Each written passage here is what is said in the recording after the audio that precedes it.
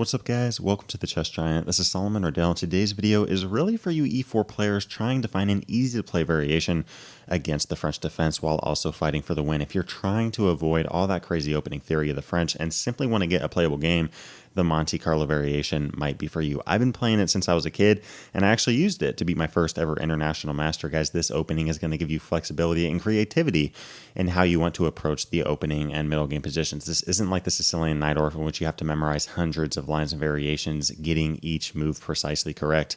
Guys, this is an opening in which we're simply going to naturally develop our pieces, really try to take some space up in the center, and put the pressure on the black camp. Here we're going to start off with d4, and against d5, we're not going to go with the main line of knight c3, but simply go into the exchange variation of capturing on d5.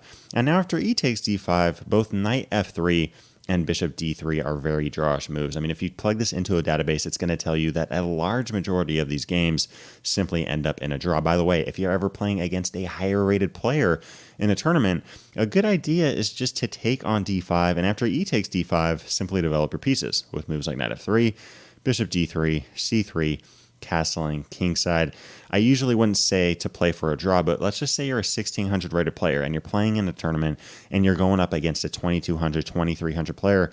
Why not just naturally develop your pieces to knight f3, bishop d3, c3, etc., and really put the pressure on your opponent, because it's really hard for black to really create much of anything in this position. However, again, guys, in today's video, I'm going to be showing you a more hyper-dynamic response for white in which we can really fight for the win, and that is with this move c4, officially reaching the Monte Carlo variation, putting some pressure on that pawn on d5. And notice what we're really trying to do with this move of c4. We're using a flank pawn and trying to get rid of one of black's center pawns. Now, most of the time, black's eventually going to take on c4, in which case black doesn't have any center pawns on e7 and d7. But on the flip side, we're going to have an isolated pawn on d4. Isolated pawns are very interesting, and it really just depends on your preference. That isolated pawn on d4 could become a big weakness, but it also is giving us a ton of space and a ton of attacking chances here, especially once we start to develop our pieces more and more.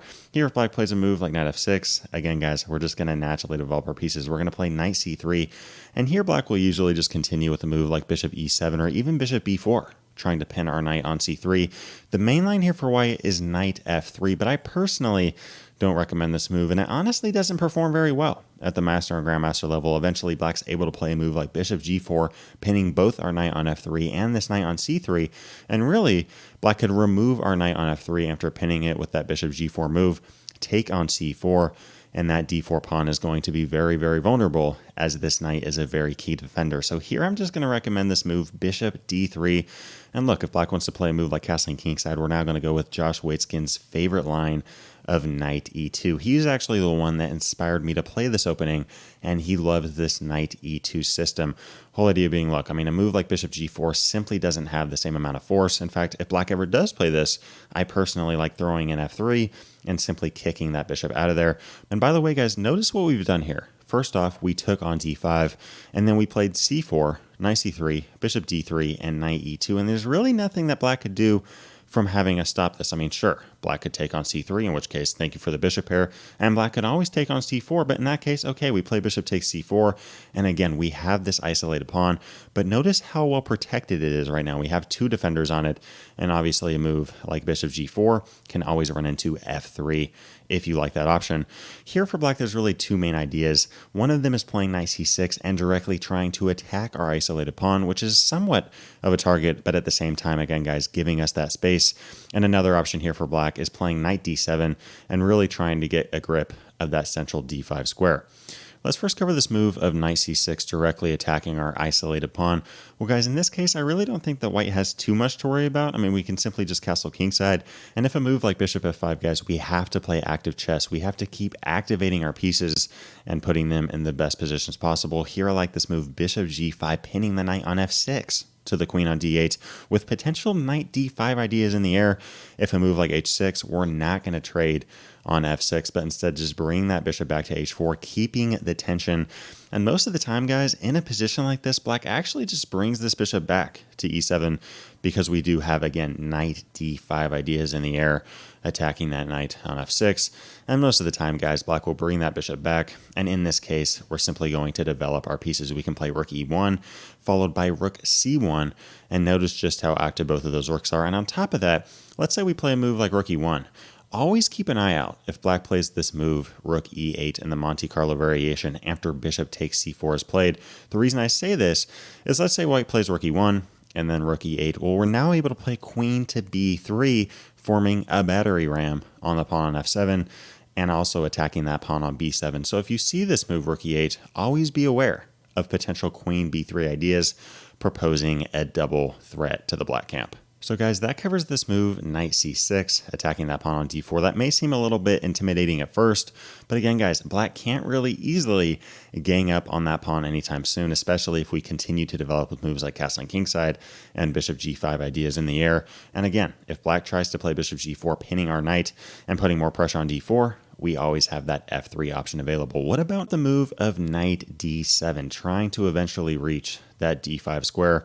Well, in this case, guys, again, let's just continue to naturally develop our pieces, castle kingside, and if a move like knight b6, simply drop that bishop back. We don't want to defend this bishop with a move like b3 or queen b3. We want to keep our bishop pair on the board, and this bishop on b3 is actually very active, attacking that pawn on f7. And by the way, guys, the pawns on f7 and f2 are considered the weakest pawns in chess because at the beginning of the game, we have a king on e1 and a king on e8, and that is all. Now, right now, black has a rook and a king defending that pawn, but that can change very quickly the moment black tries to play rook e8, gaining that open file. Let's say black plays a move like c6. We can now continue with bishop g5, that key idea, pinning that knight on f6, trying to create some activity here. And again, h6 is played. We like our bishop pair here. We have an open position, so we like our bishops. And we're going to play bishop h4, continuing to keep that pin on the knight. Now, some of you may be wondering, okay, what happens if black just played a natural move like rook e8? Now, this move bishop takes f7 may be tempting, but it doesn't quite work right now because after king takes f7, sure, we do have queen b3 check, and it seems as if we're simply attacking this king and about to pick off this bishop. And true, this knight on f6 cannot move because it's pinned by the bishop to the queen on d8 as we kept our bishops on the board. But this knight on b6 can move, and black is able to play knight d5. And again, some of you may be wondering, okay, why not just remove this defender and then just capture the bishop on b4? Well, all seems good, but all of a sudden, guys, this rook on e8 flies out of nowhere, takes that knight on e2, and guys, we're simply down a pawn for a piece. And on top of that, black has a very active rook on the second rank. All that to say, guys, bishop takes f7 does not work immediately against rook e8, but what we can play in a position like this is knight f4. Key idea in the Monte Carlo variation, just trying to expand and activate our pieces. In general, a move like knight f4 at some point never hurts. Moves like knight g3 are also a good idea, eyeing both f5 and e4. I personally here like this move of knight f4, and really for two reasons. First off, we are now threatening bishop takes f7 because rook takes e2 cannot be played, and on top of that, this knight defends the very key d5 square. For example, let's say black plays a natural move like bishop f5. This seems like a very solid option, but again, bishop takes f7 simply works because after king takes f7, we have queen b3 with check. Again, guys, in the Monte Carlo variation, keep an eye on this b3 to f7 diagonal. We're attacking this king and we're attacking the bishop. Obviously, this knight cannot move unless black wants to lose the queen. And if a move here like knight bd5, we're simply going to take back with our knight on f4. Notice here again, if you want to take with the knight, thank you for the queen. If you want to take with the queen, thank you for the queen. And if you take with the pawn, we're now going to take the bishop. And notice here, y'all, we're simply up a pawn and we have an absolutely crushing game. Now, guys, going back to this knight f4 idea, getting the knight out of the line of attack and also just attacking some very key squares in this position, even if bishop takes f7 does not happen, this knight f4 move is very, very helpful. But some of you may be curious, okay, why can't black play this move g5? It may seem a little bit crazy, but isn't black just winning a piece here? Well, guys, we now have the key idea of queen d3. Guys, don't forget this idea whenever your opponent starts to overextend their pawns like this. The whole point is that if black captures one of our pieces, let's just say the bishop on h4, guys, we now have queen g6 with check. And again, guys, this bishop on b3 is extremely active, preventing the pawn from capturing our queen. If a move like king f8, thank you for the mate in one. And if a move like king h8, we could capture on h6 with check, or even just play bishop takes f7, eyeing this rook on e8. But really our main threat here, guys, is playing queen takes h6 with check. And the moment that black stops this, I actually don't recommend taking this rook. I mean, if you take this rook, I still think that white is better, but why not continue attacking chess? I mean, guys, this king is in big trouble. Let's play rook a e1, forcing really a trade from black, in which case we play rook takes e1.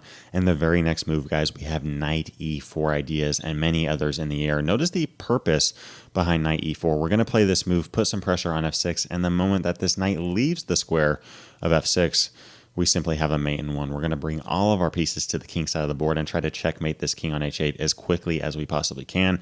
This has about a 2+2 advantage for white, but guys, this can get very bad for black very quickly. Now, y'all, going back to this position of queen d3, some of y'all may be wondering, okay, look, sure, black cannot take our knight or a bishop on h4 because of queen g6 with check, but what happens if black stops this queen g6 move while maintaining the fork? Well, guys, if a move like knight bd5, okay, we're simply going to capture this knight, bring this bishop back to g3, and black's going to have very overextended pawns, which are going to become primary targets for the rest of this game. And if a move here like king f8, we actually have one single move that gives white the edge. Every single other move, the computer gives an advantage to black. We're going to play the crazy looking bishop takes f7. Whole idea being, look, I mean, if you want to take on f4, we're going to take your rook on e8 and continue to attack that knight on f6. And if you take on h4, we're simply going to play queen g6 with a crushing position for white. And if king takes f7, we're going to continue with queen g6 check. I mean, if a move like king f8, let's just start picking off these pawns like candy. Queen takes h6, queen g6 with check, bishop takes g5. We're putting a ton of pressure on this knight on f6, and black can't hold on to it with a move like bishop e7 because of bishop h6, and we have ourselves, guys, a game over. I thought I would finish this video out by covering my recommendation for what the French defense player should do against the Monte Carlo Variation. This is both for you French players and also for you Monte Carlo Variation players, just so that you know what to do if your opponent is well prepared. Guys, it goes all the way back to this position in which black plays this move bishop b4, and we now as white play bishop d3, looking to put our knight on e2 and simply continue to naturally develop our pieces. We covered moves such as castling kingside and black taking on c4, and 99% of the time, maybe even more, this is exactly what you're going to see. I've been playing this nearly my whole life, as I mentioned earlier, and guys, I have never seen this move from black played, but I do think the strongest option here for black, if they want to fight for the win and try to make this a hyper-dynamic game for them as well, is c5. Again, I have personally never seen this in one of my own games, but it is pretty popular at the Grandmaster level for those that are very well versed in French defense theory. And guys, this move is really putting a ton of pressure on our white pawns on c4 and d4, but there is no need to panic. For example, white can actually fall into trouble if we take that pawn on c5, because here we may just assume that this bishop is simply going to capture back, but all of a sudden we see this move d4 attacking our pin knight on c3, and the best thing that white can do right now is play a3 followed by b4. But notice here that, yes, we're no longer pinned, but we simply lose our knight on c3. And sure, we're up a pawn for about half a second, but then queen takes a5 is played. And guys, we're sitting at even material. And guys, this pawn on c5 is not going to be lasting very long. This queen is defending the pawn on c3. And y'all, this is just not what we want coming out of the Monte Carlo Variation as white. So y'all, against this move of c5, I'm not going to recommend taking the pawn on c5 or even taking the pawn on d5, but instead simply playing knight e2, defending these pawns. Some of you may be wondering, okay, wait, what about all this pressure on the center? Can't black do something to gain an edge? Well, guys, notice we actually pretty well have our bases covered. I mean, if black takes on c4, bishop takes d4 can be played, and if c takes d4 is played, okay, we'll just capture back with a knight, and all is well. What happens if black continues to add the pressure with a move like knight c6? This may seem intimidating, but against this move, simply capture that pawn on d4, d5. And after knight takes d5, white does have quite a few different options, but I personally think that the most straightforward option is just playing a3, attacking this bishop. Whole idea being, look, if bishop takes c3, we take back, and our pawn on d4 is going to have adequate protection. And if a move like bishop a5, we can simply capture that c pawn right off the board, continue to naturally develop our pieces, and we don't got to worry about a thing, because every little thing is going to be all right. So y'all, going back to this position, in which case we as white play knight e2 against that option of c5, simply keeping our bases covered. If you see this move knight c6, there is no need to panic. Simply take that pawn on d5, play a3, and you're going to be okay. What happens if black continues to just naturally develop here with a move like castling kingside?